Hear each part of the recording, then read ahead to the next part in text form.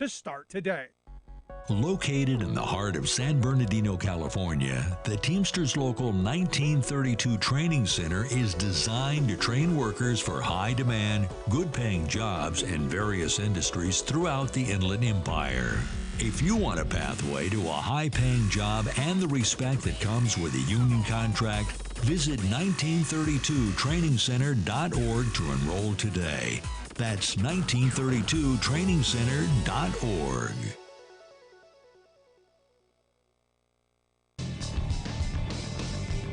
And welcome, brothers, sisters, working class heroes. This is The Rick Smith Show.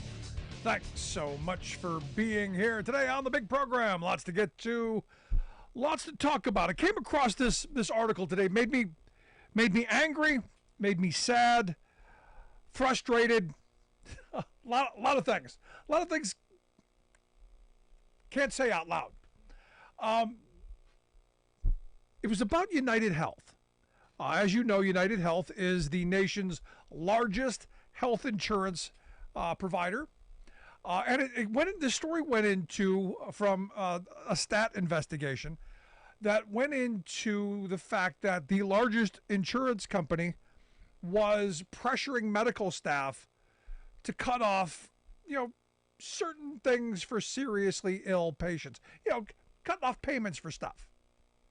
All because they have this computer algorithm that tells them how things should go. Never mind what doctors and nurses and the professionals, never mind what they think. It's the computer algorithm. And they mandate that you stay within 1%. Now, you could deviate from the algorithm, but only 1%. 1%. And, it's one of these things that's really, really just angering to me. Because it made me think back to when my grandmother passed.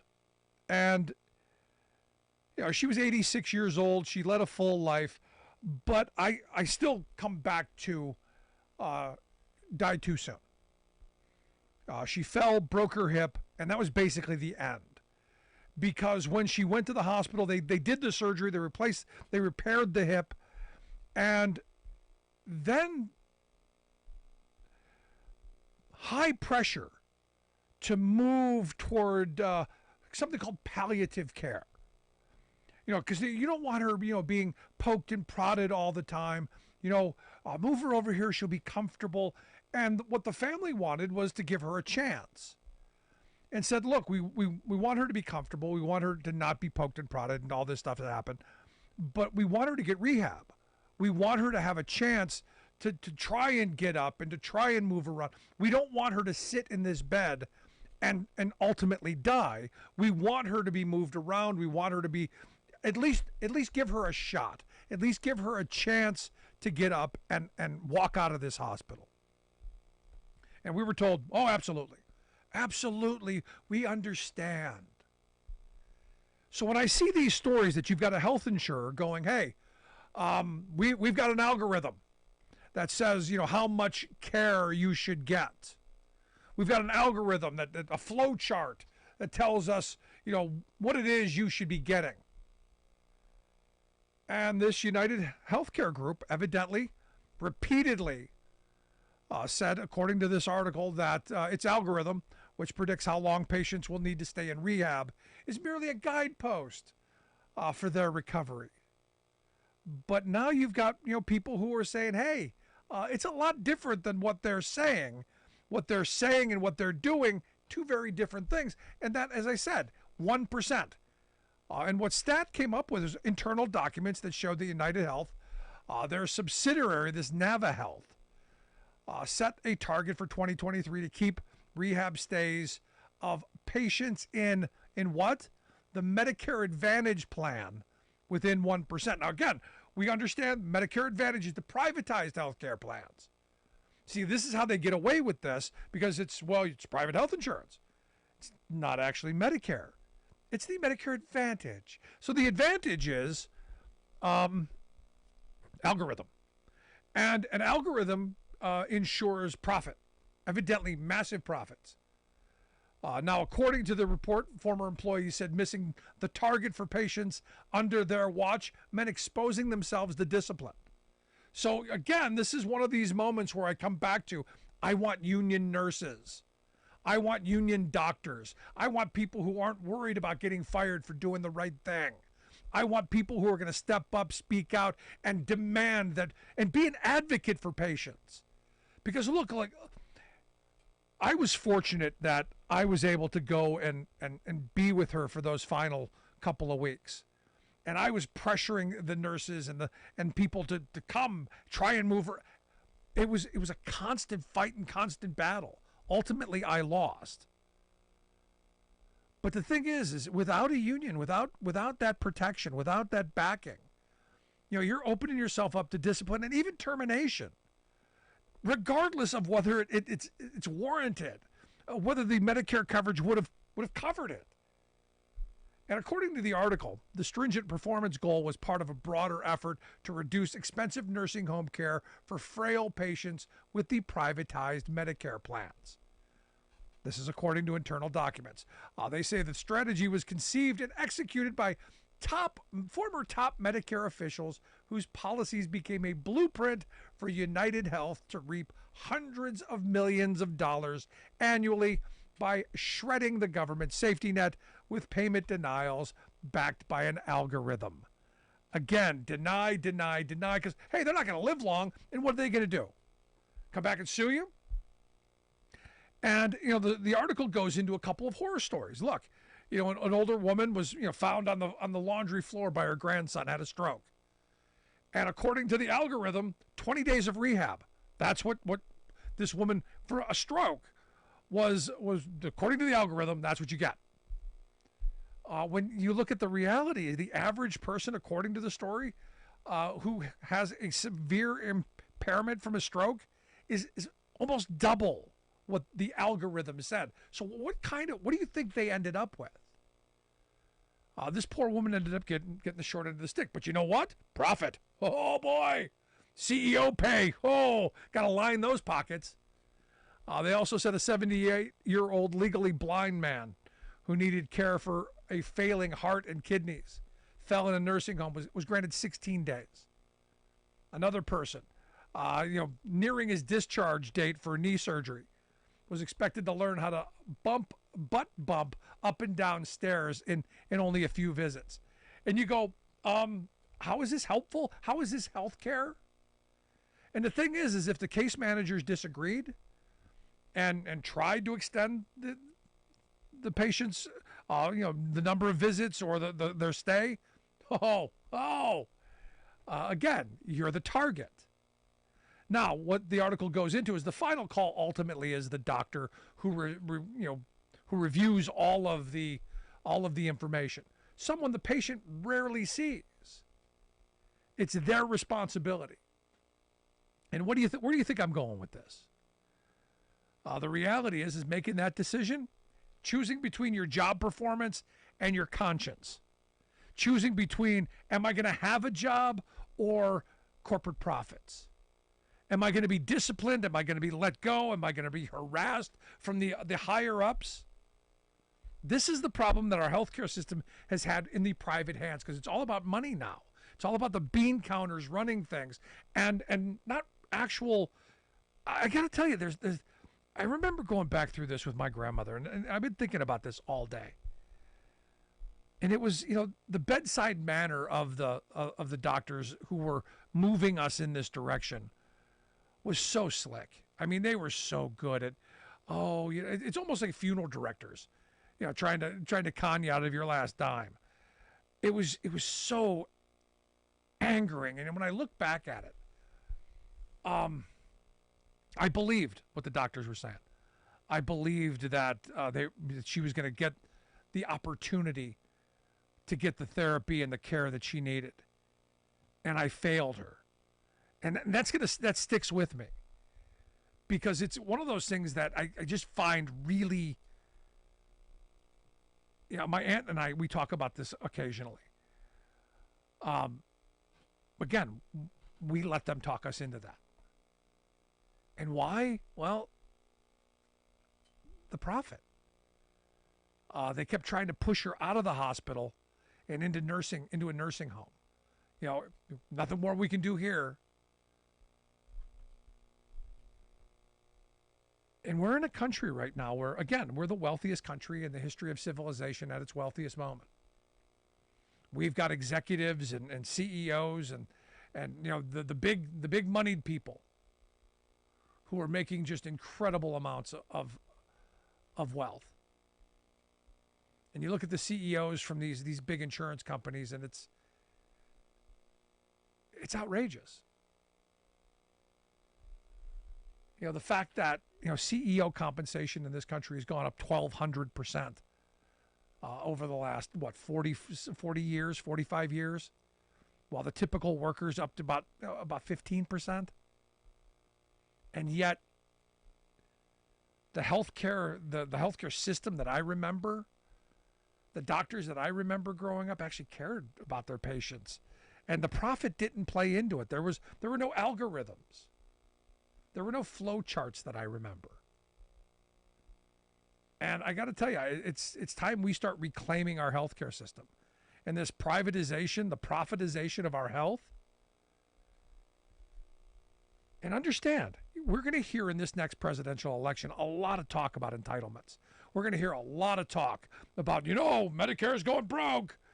Social Security is going broke. We got to make some cuts. We got to push people off longer. We got to do more cost savings because they don't want to do what has to be done, which is one, scrap the cap. You want to save Social Security, scrap the cap. Make rich people pay on every bit of their income and add wealth to this as well so that we have money in the system. And end this privatization scheme of our healthcare system. End it, because there's a lot of healthcare dollars, a lot of Medicare dollars that are supposed to go into taking care of people that are just lining CEOs and investors' pockets. That's insane. Want to hear your thoughts? Email me, rick@thericksmithshow.com. Going to take a quick break. Right back after this. Stick around.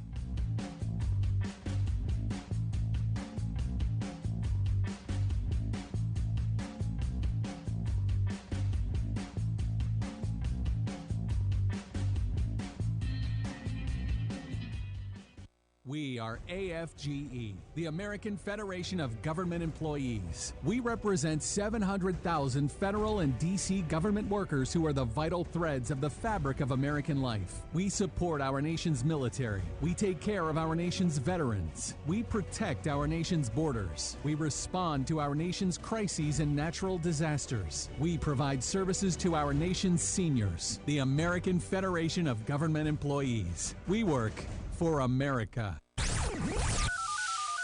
The phone lines are open. Give Rick a call at 1-866-416-RICK. That's 1-866-416-7425. We are AFGE, the American Federation of Government Employees. We represent 700,000 federal and D.C. government workers who are the vital threads of the fabric of American life. We support our nation's military. We take care of our nation's veterans. We protect our nation's borders. We respond to our nation's crises and natural disasters. We provide services to our nation's seniors. The American Federation of Government Employees. We work for America. Welcome back to the Rick Smith Show. Now, here is Rick Smith. During the break, my wife, looked over and said, it wasn't your fault. And look, I understand. It wasn't my fault. I did everything that I thought at the time I could do. But I still blame myself for not knowing better, for not... and again, we do this to ourselves because the system is rigged against people. You want to trust, you want to believe that the best interests are front and center, and it's not about the profit. And look, I know a lot of people who work in the healthcare field, and I know they're going to be really ticked at what I've said. But I also know a lot of people who are going to go, yeah, sadly, it's all about counting the beans. It's all about the money. Which is why when you see these nurses going on strike, and you see these nurses unions saying, look, staffing levels are important. when you see them going, look, we want to have a say in the care and how we protect our patients. I believe those folks. Those are the people that we should be heavily depending on and heavily supporting. Just my thoughts. Let's go to the phones. I got Alice on line one. Alice, how are you? Semi-coherent. Rick, I'm going to tell you what. The only mistake you made was in believing that the doctor was going to tell you the truth. That's the only mistake you made. Because nowadays, we've been brought up to believe that the doctor knows best and believe the doctor. But we conveniently forget that it's not just the doctor, it's also the insurance and the hospital administration, too. And I went through that with my mom when she had her very big stroke back in 2004. And she was in the hospital when she had the stroke, and I'd been telling them for 15 years, and I'm not exaggerating, that she was having strokes. And they'd say, oh, no, it wasn't a stroke. Well, when she had the big stroke, then the doctor said she's been having strokes for years. I was like, I know this. I said this, and everyone told me I was wrong. But she went into, I had to put her in the nursing home for rehab. She was in there for like 4 months. So this 10 days. That was but Alice, if I could stop you, that was 2004. Now, according to this stat report, you've now got United Healthcare saying your mother would only be entitled to 16 rehab visits, and then cutting you out on your own. Not 4 months, right. 16 visits. That's it. Well, what I was going to say was the only thing that saved her on that was a combination of we were able to pay, and she also had the UMW health insurance along with the Medicaid care. But it's ridiculous that, as you say, in this nation, that we always seem to have plenty of money to spend on the war machine or the industrial complex, that we really don't care too much about the health of the people. Yeah, I'll tell you, it's angering and it's frustrating, and it has to change. And this is something we should be uniting around. But we're too busy worrying about, what did Marjorie Three Names say today, or what did Mark Wayne Mullen? He challenged a Teamster leader to a fight. That's what we focus on instead of this kind of stuff. That's really important. That affects all of us. Right, but we're sort of led there. I actually got a phone call about half an hour ago. They were doing boy, they called the wrong person. Apparently it was the Republican Party for Pennsylvania or something, and they wanted my opinion on several things about the Republican Party, and I really don't think they were too happy with the answers that I gave them. But, the Republicans are saying, oh, worry about the transgenders. Oh, worry because someone's getting a food stamp. Immigrants at the border, illegal. And that's what everybody's focusing on instead of worrying about, hey, what if I get sick? How am I going to pay my bills? Yeah. And what have you. But you have a good evening, Rick. Appreciate it, Alice. And, this again goes back to, the sad reality is we have this privatized healthcare system where profit is king, where the money is the motive. Instead of a system that, funded by we the people, run by we the people, owned by we the people, we have a privatized system. And we also have a system set up where our tax dollar takes care of the most vulnerable and the young and the old. And we have a healthcare system in the middle where if you're healthy enough to have a job, then you can have private health insurance. And everyone loves their private health insurance until they need it, or if they need it long term. Acute stuff, most people, it's covered. You're going to be okay. But try having a long-term chronic illness with some of these insurance companies.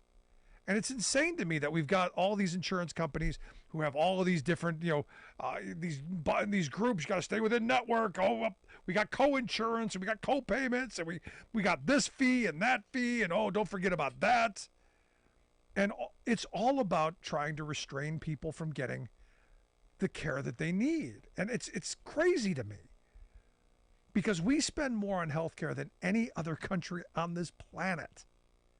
And we get worse outcomes for too many people. Now, look, if you're at the top of the game, if you're one of our billionaire folks, if you're one of those CEOs, making 5,000 times what your median income worker is making, yeah, you're going to get the best care in the world. But if you're a working stiff who spent 40, 50 years swinging a hammer or driving a truck or working in an office, and you're now relying on Medicare, and you got sold on the Medicare Advantage plans because they have gym memberships, and we get sneakers and we get all kinds of goodies. Oh boy! Without understanding that they deny a lot. And to have these big insurers in your most vulnerable moments deny you what you need is just cruel. And yet, I don't know that it happens to enough people for us to really care. Will this matter? Will somebody think tomorrow this is really important and we've got to do something about it? I don't know. According to the report, the Center for Medicare and Medicaid, Medicare and Medicaid, they're looking into it. But here's the thing, and this is where my problem in all of this is. The problem with our government and private industry is there's a swinging door. The people who are working at Medicare and Medicaid right now are working, in that field. They know that their next job is in the private sector. They know they're going to be able to take the expertise that they learn working for us and learning how to navigate the system. They know at a certain point they can go into the private sector and make 3, 4, 5, 10 times as much as they're making working for we the people. They know that, and they do it. And am I surprised that this scheme, this algorithm, this idea was dreamt up by somebody looking to cash in who was once an employee of we the people? No, I'm not surprised at that at all. And we shouldn't be, because that happens in every agency in our government. Because there's such a cozy relationship between the regulators and the industry. And I keep saying we need to do something about that. We need to have a strong wall. Or look, you can go work in the private sector 5 years after you leave government service. But no, you're infringing on my ability. No, we're just not allowing you to use the knowledge that we've given you to harm our system.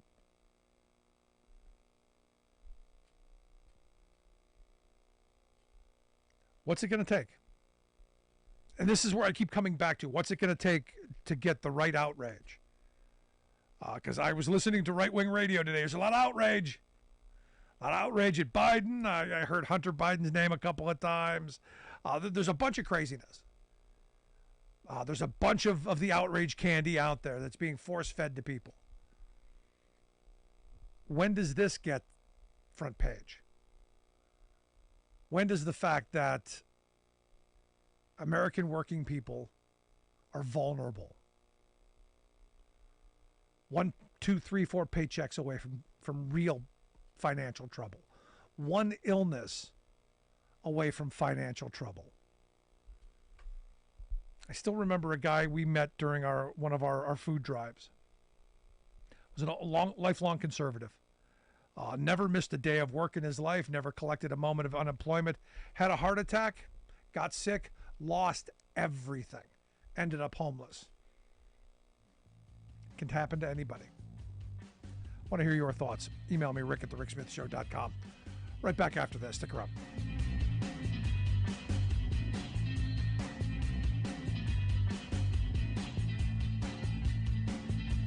I'm Rick Smith, and this is Labor History in 2. On this day in labor history, the year was 2006. That was the day mounted police charged 50 janitors and their supporters during a protest in Houston. SEIU's Justice for Janitors campaign had been organizing for years throughout the South and Southwest. Modeled on success achieved in California, SEIU broadened their campaign to Houston and Miami. The union called a month-long strike against the city's largest cleaning companies. Protests and civil disobedience actions continued throughout the strike. Hundreds of strikers routinely marched through the streets of Houston, beating drums and hauling bags of garbage into the middle of intersections to highlight the key services they provided to the city. They were subject to repeated threats of firings and arrests. When police charged at the janitors, it served to turn public support in favor of the strikers. By the end of the month, Tom Balinoff and SEIU Local 1 in Chicago claimed victory for 5,300 Houston janitors. The Chicago local had been central to the 3-year campaign in Houston. Incomes doubled and janitors finally had health insurance, paid vacations, and holidays. The Chicago Tribune detailed the campaign in a November 25th article. The union lobbied building owners and major corporations who held contracts with the cleaning companies. The union worked to gain a foothold among the janitors, sending in seasoned Latino janitors from Chicago to help with organizing. SEIU committed millions of dollars to the organizing drive, setting aside $1 million alone in strike funds. At a victory rally, union leader Flor Aguiar proclaimed, "No one thought a group of poor Latinos from Houston would be able to win anything. But today, we can lift our heads up very high."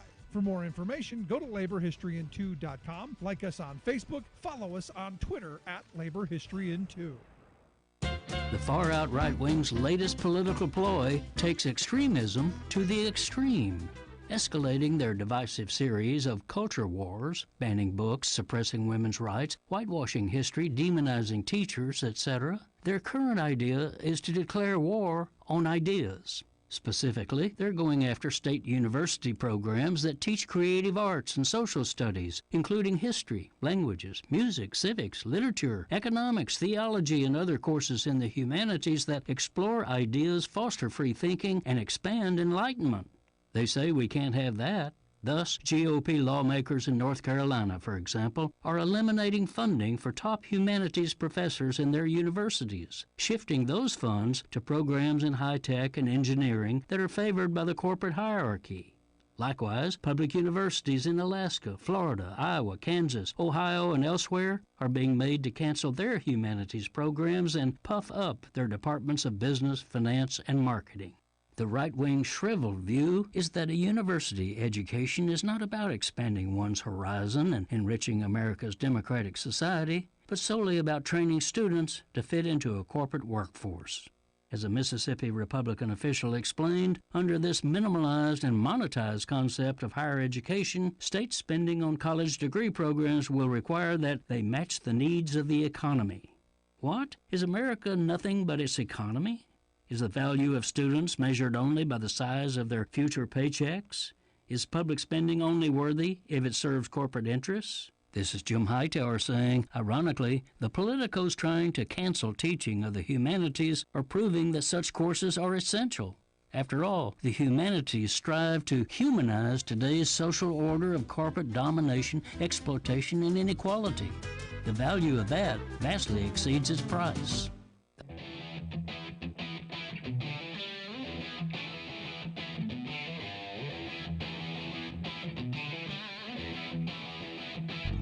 Welcome back to the Rick Smith Show. Now, here is Rick Smith. I saw a great picture today. And, you know, I haven't seen John Boehner in a long time. But there was a picture of John Boehner with Nicole Kidman. And, you know, look, I got to give him credit. He looks pretty good for an older dude. But he tweeted out the picture of himself with Nicole Kidman. And he said, "I know you can't tell from the picture, but I am blushing," which I thought was hysterical. And it's one of those things, I got to tell you, I always loved John Boehner because I thought he was funny. I politically don't agree with anything that he had to say, but this was a guy who, you know, the old school conservatives that you could get along with, and you could argue about politics, and then you go have a couple of drinks. Or in John Boehner's case, argue while having a couple of drinks, and then go have a couple of drinks, and then have a couple more, and then a couple more, and then a couple more, which is why, again, he's always red. That was the point. I think if you didn't get what his point was, that was it. But I thought it was funny, and it made me think of a better time. Anyway, here to share some thoughts on the top stories of the day, our good friend Sarah Burris. She's a reporter at Raw Story, rawstory.com, the website, if you want to take a look at her work. Sarah, thanks for taking time for us. Hey, the reason that John Boehner still looks really good is because he's practically pickled at this point. The dude has had more red wine, I think, than exists in Napa. And had a glass of it in his hand in the picture as well. Oh, bless him. Bless him. And now apparently he's a lobbyist for the weed industry. Yeah, he's a pot guy now. Which you would think that would mean that he would be drinking less wine, but no. Now he's just doing weed and wine. Yeah. No, like, to each his own. There you go. But I thought it was a funny thing. I mean, I miss politics being funny. Miss it being fun. But then again, here's the thing. We got a guy who's running who wants to destroy democracy. And as Chris Christie said, going to be a felon this spring, which, Chris Christie seems to be the only Republican really going after him. He is, and I think he's also one of the only Republicans that's still living in reality at this point, because it seems like the majority of Republicans are either, I think they're probably in two camps. One, they're still afraid of him, or two, they're so far up his butt that they're tickling his throat. And that's far. I know, right? That's like really far. That's far. See the tonsils. But I think with the majority of people, I mean, even watching those debates with people like Nikki Haley, she's hedging. I mean, everybody is just so pathetically sort of catering to Donald Trump and everything that he needs and wants, and begging for his endorsements, and it's just enabling his bad behavior, and it makes it worse because I think we should stop feeding the monster, and I think that is what gives him his power, is the more people take him seriously, the more credibility he has. Now, the thing that gets me is, we keep feeding into it. Like, today they lifted the gag order. I was against putting the gag order on him because it made him look like a victim. It's just one of those things where you go, you can't keep doing this. I mean, granted, he is actively calling for violence. He is actively calling for the destruction of our democracy. He's actively doing a bunch of stuff. But I think by trying to put a gag order on him, I think just makes it worse. Normally I would say that, but it seems like in the case, so the gag order that was paused for a bit while he appeals is the one that was the most narrow gag order ever, which was basically like, don't expose my clerk's name and identity and face all over the internet and ask people to come and kill her. Like, that's a pretty narrow sort of demand from a judge. And you basically, whenever they had the gag order paused in Washington, they were able to come back, the special counsel was able to come back and say, look what he's doing, and had a bunch of different examples of people that he's attacked and, crazy danger. We literally, just this afternoon, the jury in the case for DePape, who attacked Paul Pelosi, found him guilty on 2 felony counts. He's still facing state charges. And you're telling me you want to, I mean, this guy basically was the epitome of getting up on the stand and say that words inspired him. He described himself as being indoctrinated. He said that he believed the conspiracies, and that is the perfect example of somebody who bought into Donald Trump and then acted. And so, they want to pause this gag order, and I'm like, this dude was just found guilty.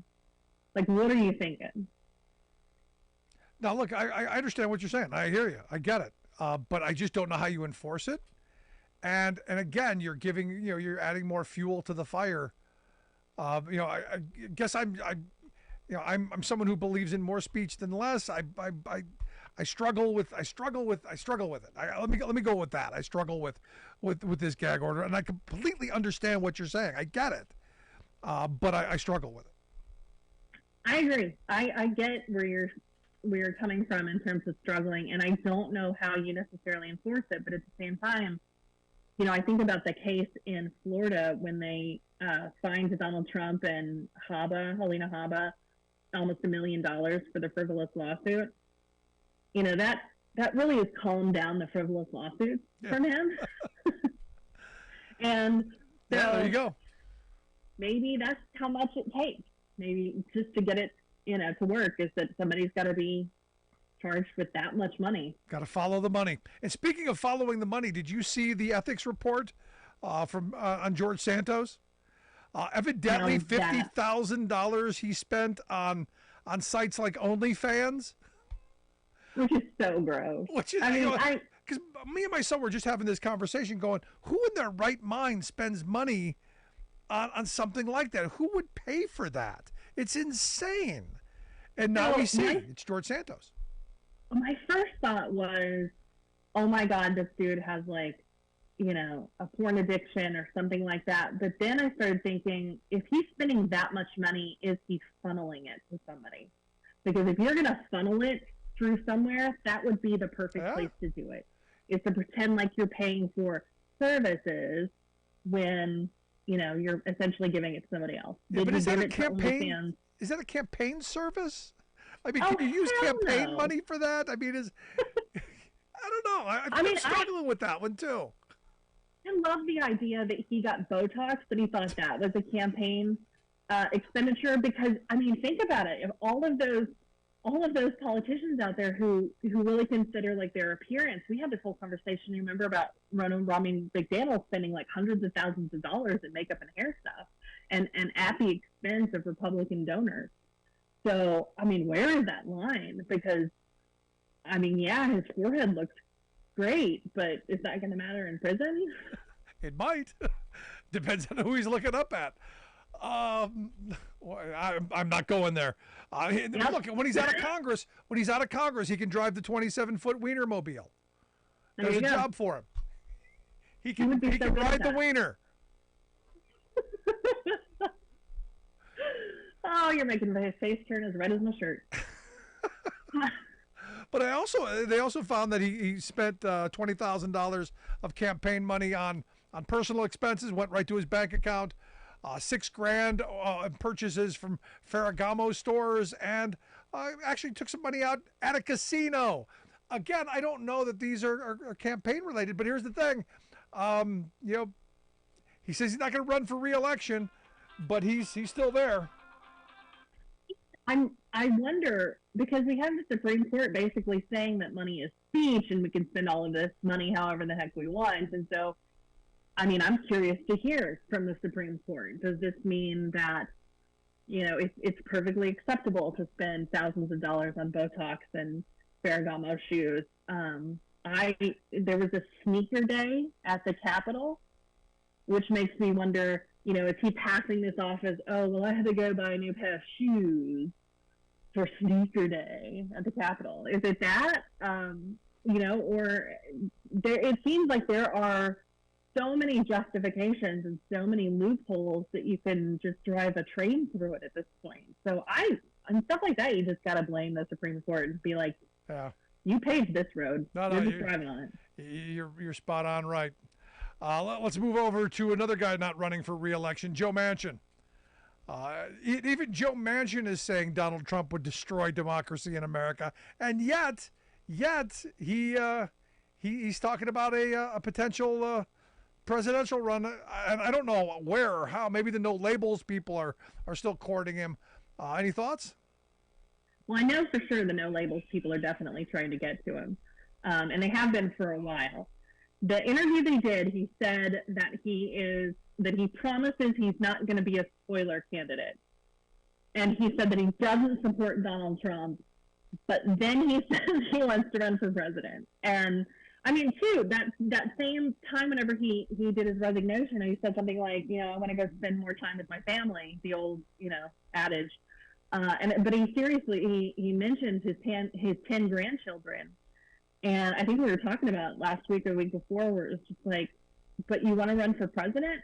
The guy's gotten really good at talking out of both sides of his mouth. So it's, I don't want to be a spoiler, but I want to be a presidential candidate. And I want to spend time with my grandchildren, but really not really, I'm going to go across the country. Yeah, like, are you getting an RV to go through Iowa? Like, what is this? Do you think you could borrow Clarence Thomas's RV? Probably. I bet he could. Or he's got his own rich guy to buy him an RV. Now the thing is Manchin he reads the tea leaves like anybody else. He knows he didn't stand a snowball's chance in winning re-election, so of course he bailed out.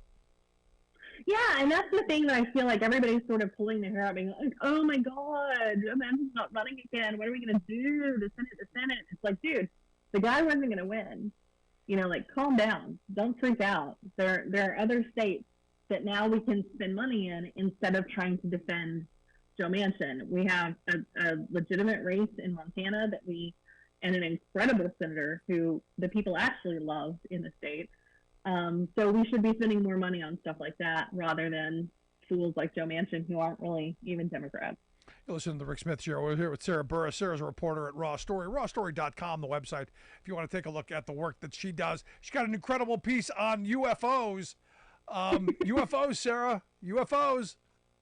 I know. It's so funny. I'm the UFO beat. It's like every time there's a UFO story, my editor's like, "Hey, I got a story for you." He's like a back alley drug deal. Like, "Hey, you want to see this? I got UFOs for you." And so this is actually a story from a guy who's writing a book about the way that the government has tried to sort of research and better understand UAPs or UFOs, and I think the biggest piece from this book is that putting all of this under the umbrella of the military is a really, really stupid idea. Yep. And I mean, yes, there's that whole idea of the military is always going to hide stuff and everything's always going to be like $10,000 more because, it's the military. But the piece that I didn't consider is that when you're talking about UAPs, so much of it is going to be, spy stuff from other countries, and it's going to be national security issues.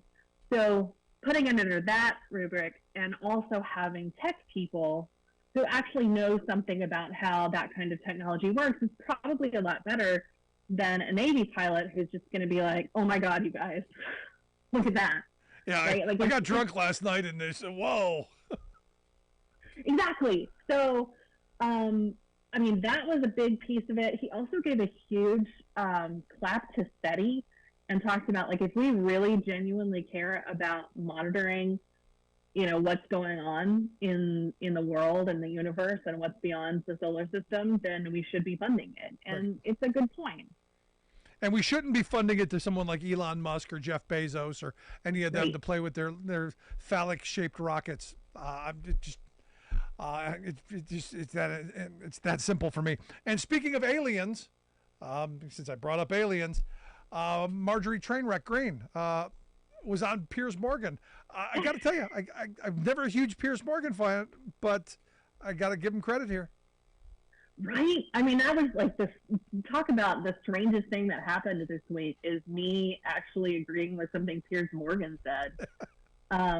So Three Toes has a new book out where she tries to clean up her, I guess, all of the crappy things she's done and said, like the Jewish space laser. Yeah. And the interview that she did, she basically tries to tell Piers Morgan, "No, that's not what I said. That's not what I said." And so he's like reading it from, the phone or the tablet. And he's like, "No, you talked about the Rothschilds and the space laser that caused the fires in California." And she's like, "That's not what I said. That's not what I was talking about." And he just holds it up.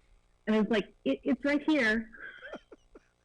And she just kept denying it and kept denying it. It's like, wow, that is like straight up Trumpy, right? Like only Trump can get away with saying, don't believe your lying eyes. But it got crazier. Like then she started talking about the 2020 election, and Morgan is like, "No, dude, you lost." And she's like, "Oh man, there's this court case going on in Fulton County, and this is a huge breaking news case." And it turns out, so I did some digging trying to figure out what this case was. It's a judge who actually ruled and said, "Yes, I think there's enough evidence to say that there can be security breaches in electronic voting." And the reason that she said that is namely because the Republicans broke into the system, Coffee County Register Yep. and jacked with the machines.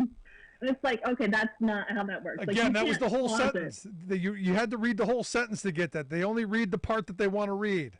It's that simple. I was laughing so hard, like, come on, you idiot. Well, there you go. Conspiracy wacko. But Sarah, as always, appreciate the time. Great stuff. Hope people will check out the website, rawstory.com. Make sure you look for Sarah Burris's work. Sarah, thanks so much. Thank you so much. Have an awesome week, everybody. You as well, our good friend Sarah Burris. Let's take a quick break. Right back with your thoughts after this. Stick around. You listen to The Rick Smith Show. We're working people. Come to talk.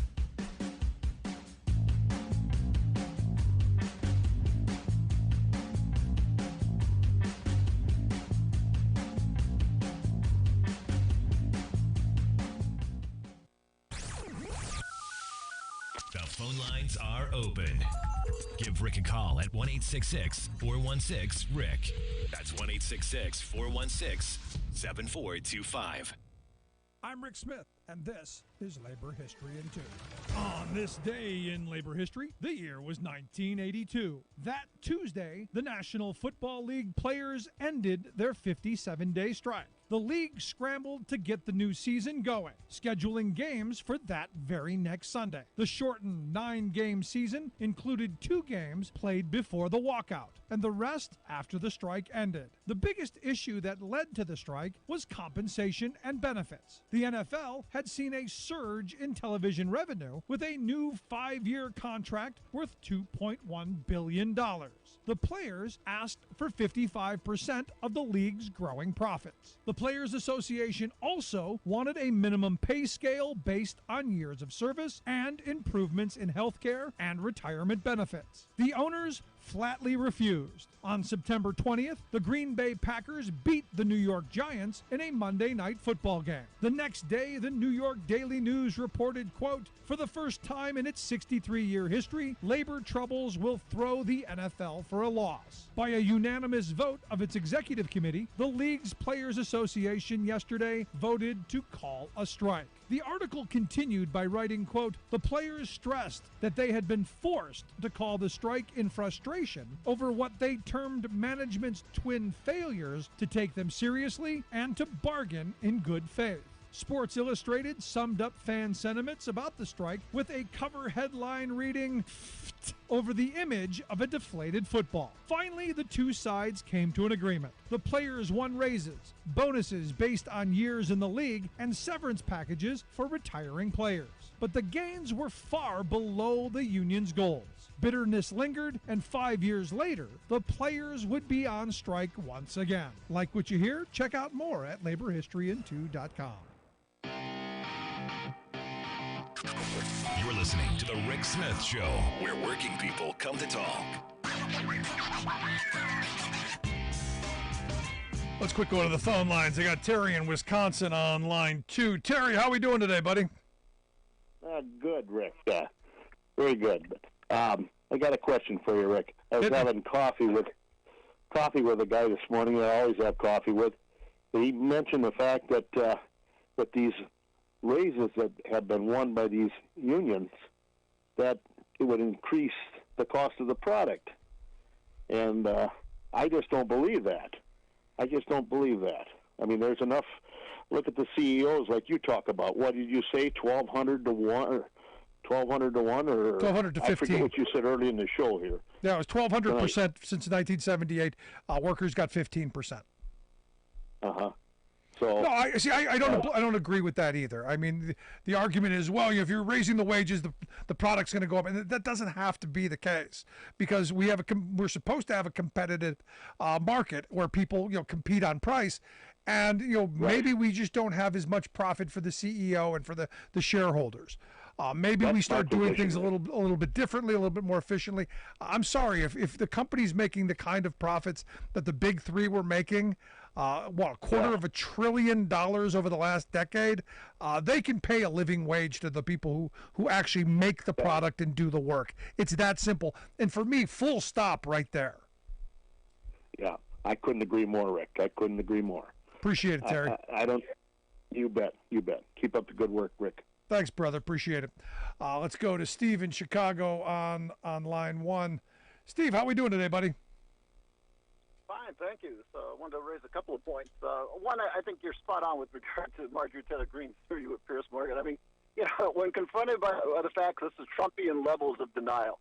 And, it was amazing because the thing she could fall back on and what she repeatedly did was, well, you know what? I've seen the evidence as a congressperson because, we're supposed to believe that as a congressperson, she's seen some sort of evidence that the rest of us aren't privy to on all of these topics, the Biden's criminal background and conspiracies and all sorts of other nonsense with regard to the election and you name it. So, yeah, like I said, Trumpian levels of denial. Beyond that, I also find it amusing with regard to your last guest in terms of the whole question of UFOs and so forth. And I think she nailed it dead on. I mean, this idea that we hold people up who have perhaps a military background or pilots or something. Okay, those people are not working at the Skunk Works. Okay, they're not privy to the latest technology that's out there in terms of what the U.S. government or other governments are hiding. So just because you're a pilot does not mean, therefore, then you are qualified to discredit everything that's out there and declare that something must be from another planet. I mean, this is just sort of different level thinking. I mean, there's this thing called the Fermi paradox, and Enrico Fermi asked that question in a casual discussion circa 1950. If there's all of this life out there statistically, then where is it? Why can't we find any of it? Well, yeah, but we've sort of amended a lot of that in terms of thinking about how rare life might be, and then also life has to develop into intelligent life. And then beyond that, even if it does, the vast distances between habitable worlds in this universe may mean that the universe has a lot of life, but it will never find other life, other intelligent life, because of the vast distances involved. Right. I mean, this isn't Star Trek. There's not even a hypothetical theory as to how we're going to somehow get to light speed, let alone the multiples of light speed that you see introduced in science fiction that allow people to travel huge distances in science fiction movies. So, yeah, I mean, like I said, I think it's fun that people like to think of things that we can't explain. That pie is shrinking smaller and smaller every year as science explains more and more. We used to think all sorts of things were possibly aliens from another world. Now it's less and less, but there are people who want to believe it. And it turns out that psychologists have explained that in the same way that people used to need to believe in angels. Right. Well, now for modern society, extraterrestrials are our angels. They're the ones that are going to save us from ourselves. They're going to solve our energy problems, our food issues. They're going to save us from our environmental concerns. Aliens will get here with all the answers, cure all of our problems, let us live forever, because that's how it's going to work. Because we've all seen too many science fiction movies. And yet Americans believe in science less than they did just a couple of years ago, and even lesser than they did before the pandemic. And yet, I'm struggling with that. But Steve, appreciate. No, go ahead. Yeah, and you're absolutely right. I mean, the faith in those institutions has waned, while belief in crazy has gone through the roof. So people love Alex Jones, but Michael Eric Dyson, no, we don't need him. So yeah, they're crazy. No, I appreciate it. No, and look, I actually met a flat earther, and so there you have it. No, I did. It was the weirdest thing. He was explaining to me that the earth is flat and how he believes this. And when we were in Niagara Falls over the weekend, we're standing on a bridge and I'm looking out at the water over where the falls go over. And I go, if you're the first guy traveling down here, because we were thinking about it'd be great to whitewater raft through there until you hit that spot where the flat earth just ended and off you went to the end. I can get thinking about that, only we kind of know better now. At least I thought we did. Want to hear your thoughts? Email me, rick@thericksmithshow.com. Quick break. Right back.